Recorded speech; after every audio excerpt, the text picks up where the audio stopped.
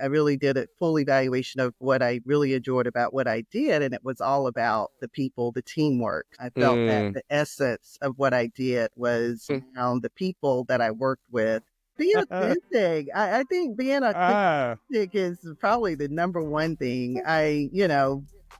Going back to being a Black female in this industry, I had to code switch to get some of the things done that I needed to get done. I got to see people from very wealthy to very low income. And I just realized that they put their pants on the same way every day. If you talk to them, get into just the things that are going on in their lives, there was just so much commonality, no matter what the economical status. When you look back in hindsight, everything is 20/20. In hindsight, we make mistakes, we're learning from it. In hindsight, yesterday and your tomorrow. In hindsight, is so much clearer now. When I sit and I think about it, like, what does it take to overcome challenges and then turn around and inspire others to be more? I'm joined by Janice Herring, a seasoned consultant with over 20 years of experience, known for her resilience and advocacy in the workplace. Together, we'll explore how she's turned obstacles into stepping stones and what it means to thrive in her field. So, good morning, afternoon, and good night. How you doing, Janice? Where are you calling in from? I'm well, Lee. How are you? I'm good. In Charleston, South Carolina. Yeah, I'm in the other side of the country. Yes. Thank you for having me. Oh man, thank you for joining me today. This is really amazing to be able to reconnect with you on this platform. So this is awesome. And just to get to continue to blossom our relationship, get to know you a little more. And it also helps some of the listeners to learn some of the strategies or tips or some of the lessons that you've learned along the way, and maybe they can apply those things in their lives going forward too. Most definitely. It's definitely been a journey for sure these past 20, 30 years of my career. With that in mind, this is Hindsight the Podcast, right? So do you mind sharing a little bit about who Janice Herring is and how you got to be who you are?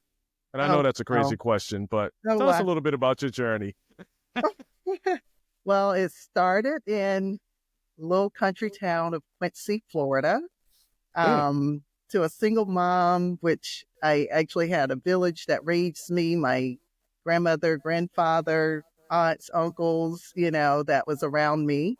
And I'm a mother, I'm just a lot of different things to a lot of different people. But for right now, just for my career, it's been a journey, 20, 30 years where, I guess I will start that I was very good in math. My aunt was a teacher and she would pass on a lot of the, not this guy, extracurricular, extra, worksheets and things like that I can use. So I was always above my class, but I was a little shy when I was a little younger. So being in this field of technology has basically blossomed me into being more extroverted in what I do, being a project manager. So, but I've done a lot of different things. I enjoy community service work.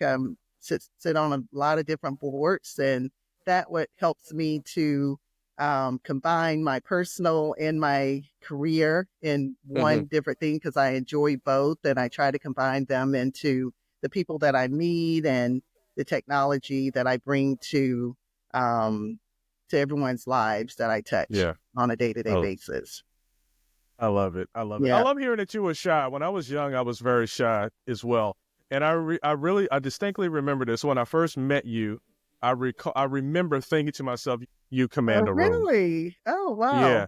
Okay. You came in and I think you had the suit on, you got some height to you. You really command a room. So hopefully you're not still shy. It's something that I still struggle with, being shy.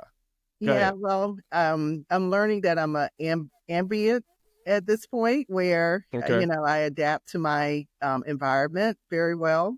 So, I'm a very good listener. So a lot of times when I'm meeting with my clients, I make sure that I can hear exactly what their requirements and their needs are. So I can Mm-hmm. be able to be that extrovert to be able to execute on those Yeah. technology needs that they need. So Nice. I'm an advocate for a lot of different things when it comes to my client and the communities that I serve. So that kind of pushes me into that extrovert side of things that, I ask the questions, Yeah. the hard questions that's needed to ensure that there's, some quality in the Okay. results that we're getting and in the success that we're having as well. Yeah. Yeah. So what led you to become a consultant? And tell me exactly what your title is, and then what is it that you do, and then you can follow that up with what Okay. led you to become that. Yeah. Okay. I'm the founder and CEO of Essence Technology Consulting. Mm-hmm. And what my firm does is we work with business leaders who have a technology need or just want to build their business to be Mm-hmm. successful, build that bottom line. And what I Mm-hmm. do is usually there's a technology component that's involved. So I Yeah. help to streamline that process, do research, um, fully understand the business to ensure that the technology that is chosen, Mm-hmm. we can transform that into a meaningful solution where they can continue to Yeah. build their business. So well, you, not we. You're using technology is such a broad word. Like, what do you mean bring a technology solution for them? Like, what type of technology? Well, it depends. It depends on the business need. A lot of times it's a financial solution that's needed. Okay. Okay. Um, there's customer relationship management Uh-huh. tools that's needed, how to build their customer Okay. base. I got Um, you. yeah, if there's from an off the shelf solution, Mm-hmm. or if there's, I work with a lot of different developers as well that help to design and actually code a new solution if needed that's Wow. tailors to that particular customer or that I, client. I'm glad I asked the question because I'm thinking like, do you choose iPhone over Android? I didn't. I didn't know what the technology was. So you're deep into it. You're really. I Right, like that. I right. like that. Yeah. So it may be a mobile app that's needed. Yeah. Yeah. How was it getting into that in that field? How was it being the CEO, being the founder, your mental, and some of the obstacles that you had? I mean, not some, maybe the biggest, the most significant obstacle that you had to overcome to get this up and going. Um, well, I would say the vision came probably about 15 plus years ago. Okay. When I was a mother having to take care of two active boys and Yeah. being in a traditional 9 to 5 or 8 to 5 environment was not typical for mothers. And Mm-hmm. I Mm-hmm. commend the mothers that's out there that's actually doing that, having a career and taking on a family. Yeah. So my son, who was second grade, we found out that he had ADHD and he Okay. needed some individualized attention. So I stepped out of corporate America for about 5 years and I formed a business where I started the project management work. So it's mostly being a liaison between the actual customer and the Right. technology department. So I Okay. found that to be a niche of mine, even though I went back into corporate America and was able to work with some really good companies, Mm-hmm. Mm-hmm. from transportation to utilities to wholesale distribution companies that when we Mm-hmm. met, Yeah. Yeah. worked there. So I worked with some really good people. So when I decided to step out on my own, I felt that my company, what I really enjoyed, I really did a full evaluation of what I really enjoyed about what I did, and it was all about the people, the teamwork. So that's where Essence came from. I felt that Mm. the essence of what I did was basically Mm-hmm. around the people that I worked with to fully work with them, collaborate, understand exactly what their businesses were, the passion that they had with their businesses, and being able to see the project progress from finish to end, and then be able to be there and see the results of those projects and how those businesses flourished after that project was over. So, so I wanted to do that more freely instead of being in a corporate environment. I'd be able to choose the projects that I work with, the people that I work with, and not have to, usually when you're in a corporate environment, usually the project manager, it ends once it goes into production, but I'm able to continue to collaborate with my clients at the end of those projects and be able to continue to work with them to continue the success of their business after the fact. Right. Hey, what is your ideal client? Like, is it African American females? Is it everybody? Like, what is you said niche earlier for the project management, right? You found a niche there. Didn't really talk about who your clients were, your ideal clients, but how does that look? And I'm leading to a question, and I'll just tell you why I'm leading to a question right now. Because you're an African American female, right? And what I really want to know is, how is it for you to navigate those different areas? One, in corporate world, what you left to do, what you're doing now, and then even in this space right here. So that's a lot of things to unpack. Right. So maybe we'll start off with just, how is it being an African American female? Like, how is it for you personally, and are some of your clients African American women? It's been challenging, but I've been able to navigate. And again, the essence of what I do is to fully to understand the room that I'm walking into, and being able to connect with the folks that I am collaborating with on at that particular time. So I have to do a little extra, of course. A lot of things. I play golf, so I play golf with, the guys. The guy. I don't even play golf. I tried. It hurts. It hurts. I tried. We did. I think it was supposed to be, 18 holes? I think I got to like 15, and I'm like, I'm done. But anyway, go ahead. 15 is good. Usually 9 is where, you see the drop off, but you did well with 15 holes. Yeah. So I try to relate to, the guys. Technology is still male dominated. So being a Black female, that's a little more challenging. But usually come in asking questions, letting them know that I'm just a person, just like they are, and we have the same goals in mind to, to continue a successful business. I like it. Yeah.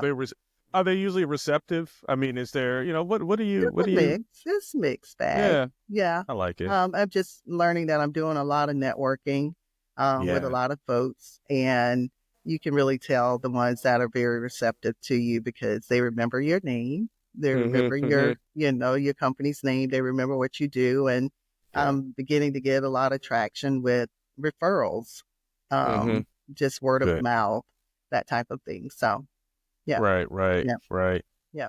But being relatable, for me, just trying to be relatable. I would ask, being a Black female, don't judge the book by the cover, really get to know the person that you're talking with, and you can, discover so much from that. I'll tell you what, being in the military, I definitely have been able to be a part of that experience, right? I do recall, and I'm talking about judging a book by its color based off of race. Right. Just keep it flat on the surface. Right. And, I had one guy who was in my basic training who had never seen a Black person in person, and I didn't think that was possible in the United States. Yeah. But it's possible. It is. Right? And as you start working along with individuals, you understand that we're just people. Right. And I love the movies, Black Tales. Was it 6888? That's new, that just came out on Netflix. That was awesome. What they're showing, like we everyone kicks ass. So let's just go and just do what we need to do, and let's respect each other. So, right, exactly. So I appreciate that. Now, I Yeah. said a whole lot of words, and I know you want to say something, but I want to say to you, well, like, what led you to focus on advocacy and empowering others in the workplace? Mainly just the challenges that I have gone through. And, Mm-hmm. I'm 53 years old. I know women don't usually tell their age, but I'm proud to be my Yeah. age because I've Yeah. had so much experience. When I was married, my ex-husband was in banking, and I got to see a lot of different people from very wealthy to, very Mm-hmm. low income.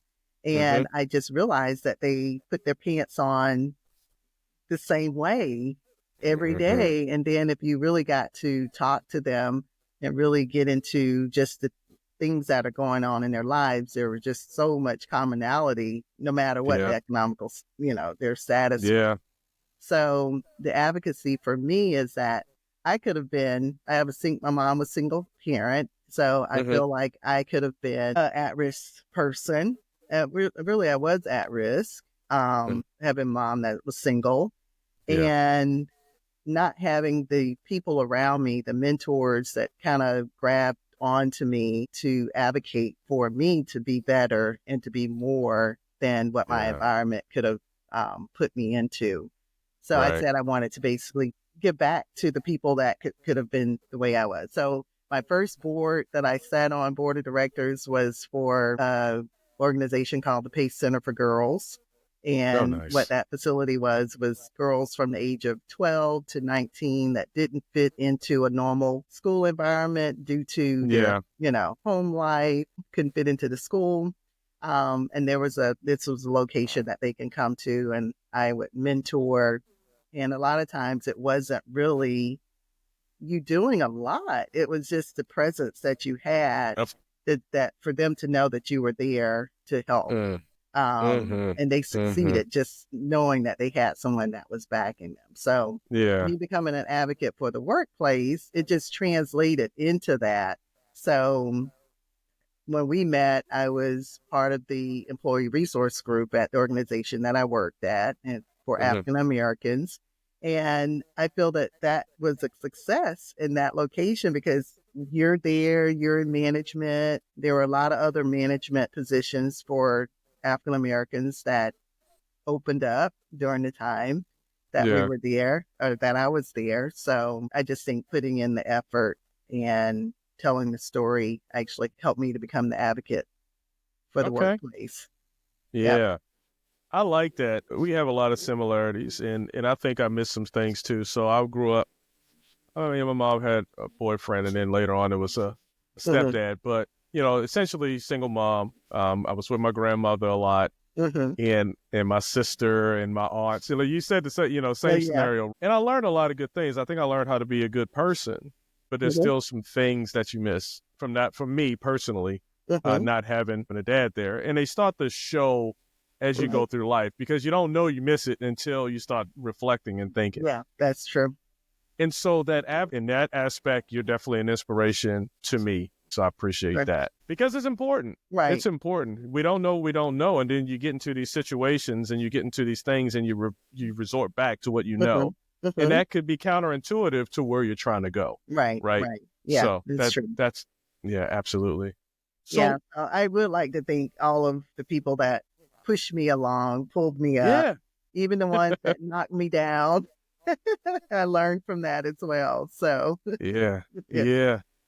I tell you what, and I'll be real quick with this one. I always remember this story about the bird flying south for the winter, and he got caught in the snowstorm, and it froze and it plummeted to the ground. Mhm. It lay there lifeless, and then an elephant walked by and crapped on it while it was laying on the ground.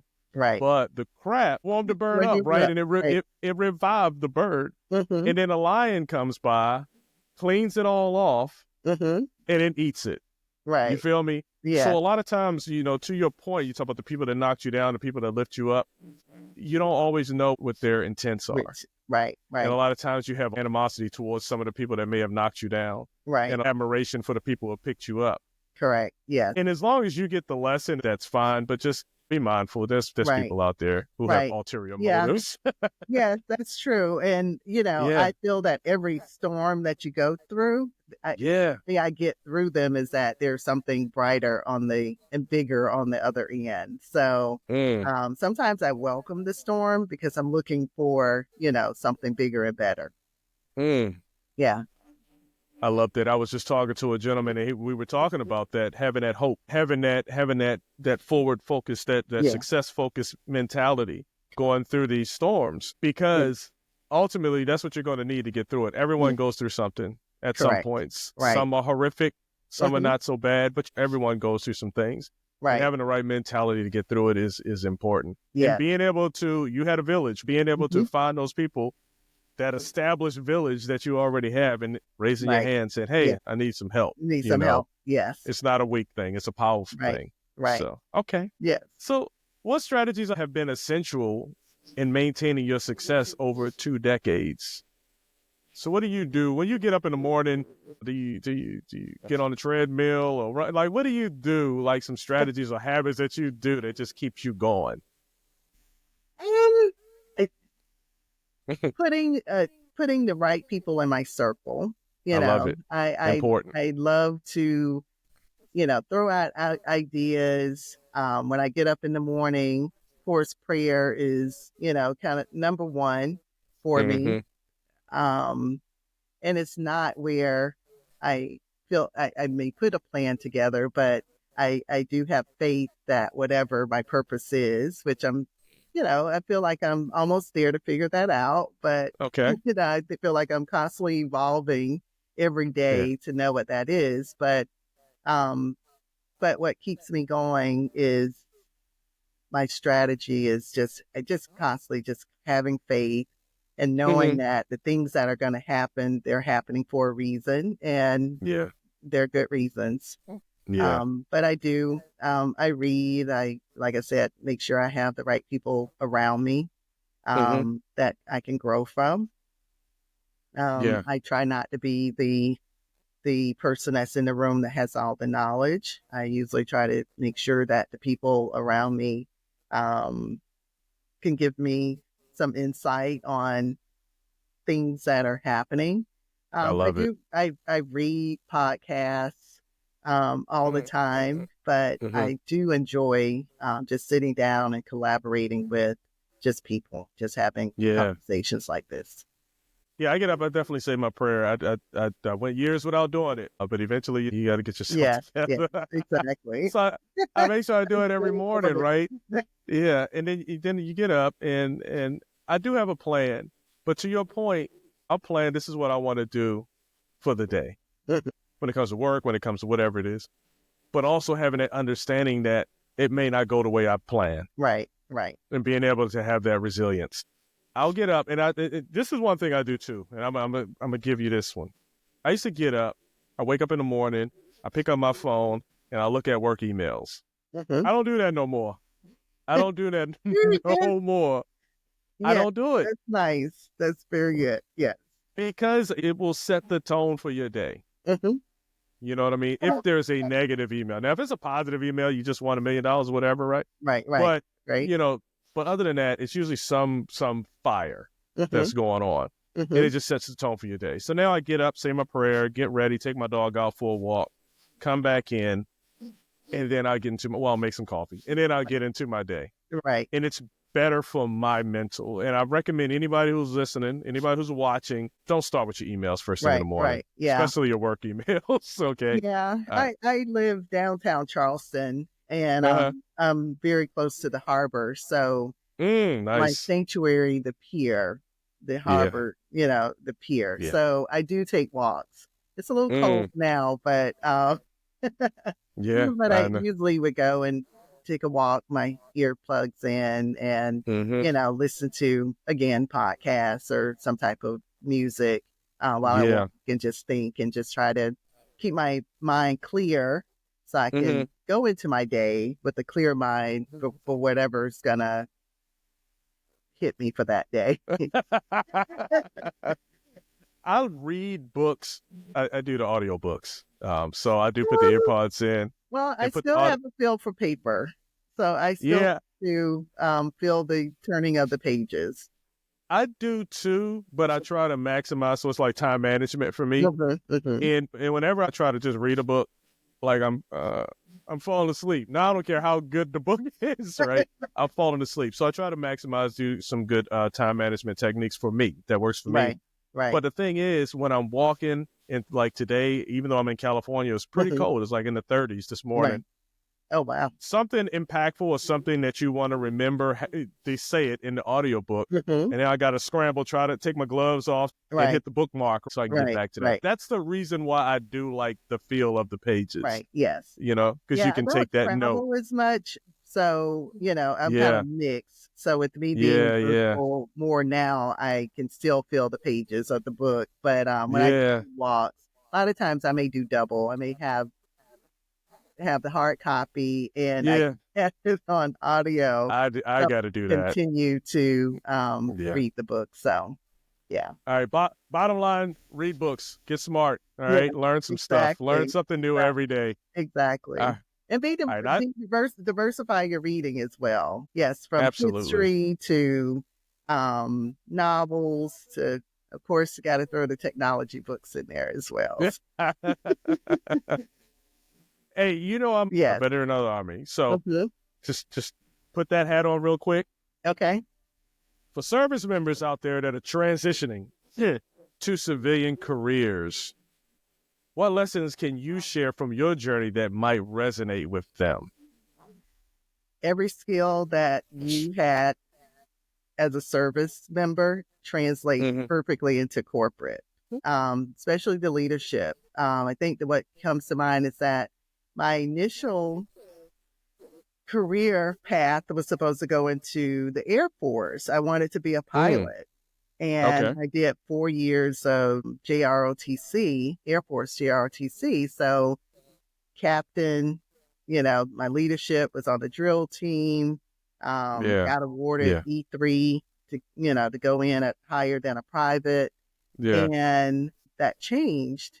But what I remember about that was just the leadership that program brought me to be able to continue to expand higher and to be able to see all the different processes or how a business is actually run. Because like I said, I don't feel that it changes a lot from the service. I think it's those transferable skills translate very nicely into corporate if you're planning to go into corporate America. Those leaderships, a lot of the soft skills, absolutely. Right. Yes. Yeah. And, you know, it's a lot of team, being a team player as well. And I think you need that as well when you leave the service environment and go. Being in project management and implementing a lot of different technologies and leading those endeavors, I had to be a servant leader to all of my projects. So doing what needs to be done, no matter if it is outside of your normal role, to get it done has helped my projects to be successful. Yeah, I love it. So many little lessons that I learned from great people while I was in the military. And it's simple lessons, you know, don't say you can't help somebody. Don't say it's not my lane. Don't say these things. Like if it's not your lane, then you take this person to the person whose lane it is. That's your duty. That's your job. But the leadership part, to your point, absolutely. You have people who are infantry, who are bomb detecting, and you feel like you're trapped and that's your only option once you get out of the military. Is to either be a police officer or to be, I don't know, I guess another police officer who detects bombs, right? But that's so, and that was one of the reasons, and I'll share this really quick. That was one of the reasons why I actually started doing Hindsight the Podcast. And I would bring veterans who had successfully transitioned over into the civilian world, but they were usually doing different things. So I had one who transitioned. We were in the infantry unit. He was a comedian, or he is a comedian. We had another lady. She was my operations sergeant, and like she's in Hollywood, you know, mixing things up right now. So you can take a lot of the skills and a lot of things, and this is for anybody in life. You know, you need to do an inventory of what you have to offer. And if it's something that you don't have, then you need to have an inventory of what you need to get and figure out a plan on how to get to that point. Right. So do not feel that you are stuck in a box. Right. And especially in this country, there's so many opportunities out there for you to be successful. Go ahead. Yeah. Before I left corporate, I did have the opportunity to train or instruct some, I guess, newly veterans that had just left or retired from the military. So I didn't see a difference. They were called professional interns, but they were knowledgeable. They were willing to learn, which is very important as well. So they did step out of their comfort zone a little bit with what they had known to what, the way that company that I left managed their area, but just having open mind as to what the possibilities could be once you leave is so great. Yeah, absolutely. They have a lot. We have a lot. We have a lot to offer. You have a lot. So let me put it in there. All right. So Jeanette, can you share some practical tips for the listeners looking to be more in their professional lives? And they can be more impactful, be more proactive, be more professional, like whatever it is. Like, what are some practical tips that you can give to the listeners? Practical gifts. Be authentic. I think being authentic is probably the number one thing. Going back to being a Black female in this industry, I had to code switch to get some of the things done that I needed to get done. So, and I guess probably the last 5-10 years of my career, I started bringing my authentic self to the table, and it was received some and it wasn't for some. So, but I feel just personally, I felt better about myself that I was able to give more openly to what I was doing and be more successful by just being who you are, bringing yourself fully to the table. Yeah. Yeah. That's a good one. Another thing I want to share is the first time I heard that term was with you all. I never heard code switch before. So I know I do it. But it's because I think more so of a lot of the game that I learned in the military. Right. On how to navigate these different things, right? Yeah. And still accomplish. So, code switching. I think being authentic, something I prided myself on in the military my whole year, my whole time that I was in the military, was being authentic. Right. Meaning, we know the game, we know the rules, but I'm going to still treat you like men and women. Right. Exactly. You know what I'm saying? Just because I'm a certain rank doesn't mean that I'm going to treat you any different. Right. But you know the rules. Right. I can always act that way if I have to. If I need to get you back on track. It's like the kid. I'm punishing you because I'm trying to make you better. Yeah, it was just, just going back to me being that lead project manager on a lot of projects, is that I had to show them that I wasn't just telling them what they needed to do, that I was willing to do the work as well, to ensure that the entire team was successful, not just because I'm giving the report on or the status of that, or I'm the point of contact for that particular project.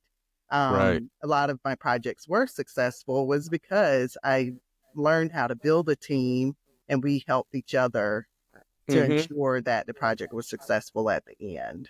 I think that's where the success of my my career has come in, is mainly focusing in on the people aspect of the project. I love it. Yeah. I love it. Yeah. You made me think of a time, and I'm gonna ask this next question, but I'll be thinking. I told you I like to talk. But I remember this time. It was a good moment for me because I had a clerk. I was in New York, Fort Drum, New York, and I got in there early. He wasn't in yet, and I started sweeping the floor and mopping the floor. I don't have to do it, right? Right. Because of my rank, because of my position. And a lot of people take advantage of that. Right. But what happened, my clerk came in and he said, "Sergeant, what are you doing?" And he just took the mop and the broom from me. He understood the game. Right. It's those little things. I know he's going to be successful. Right. That little thing, because I know he can kick ass and do the PT, but having that mental shift and understanding like there's a game and we all playing it. Right. And some people are going to be like, why is Sergeant Jones in there and you're just sitting there on the computer? Like, people are like that. That's my advocacy right now. But I felt so good because I'm like, oh, he got it. Right. He got it. And sometimes it takes you going out and saying, hey, I'm going to do the work. I'm not asking you to do anything I wouldn't do. Right. Exactly. You know what I mean? Right. Showing that I'm here with you. I'm here with you. That brings people along so much easier than just, you do this, you do this, you do this. Right. So, yeah, just a technique. I do care a lot about people. Like I said, in my personal life, I do a number of hours of community service work. It just, like I said, it translates into my professional side as well. So I like to see people smile and happy and Thank you. I'm smiling. I'm happy right now. Going just to have you on here. Yeah. Hey, if there's one thing that you'd like the listeners to take away from your story, one thing, what would that be? Don't sweat the small stuff. That's a good one. I think in my career, that small little thing, things are going to go the way they're going to go. I have been on phone calls, and they didn't go well. And I got calls after the call was over and was like, Janister, how did you stay so calm in that conversation? And only thing I can think of is that it went exactly the way it was supposed to, and things were going to come out on top at the end. So, just being able to know that whatever situation that you're in, the end is going to be what it's going to be. And usually it's the right thing. It turns out well. Oh man. Yeah.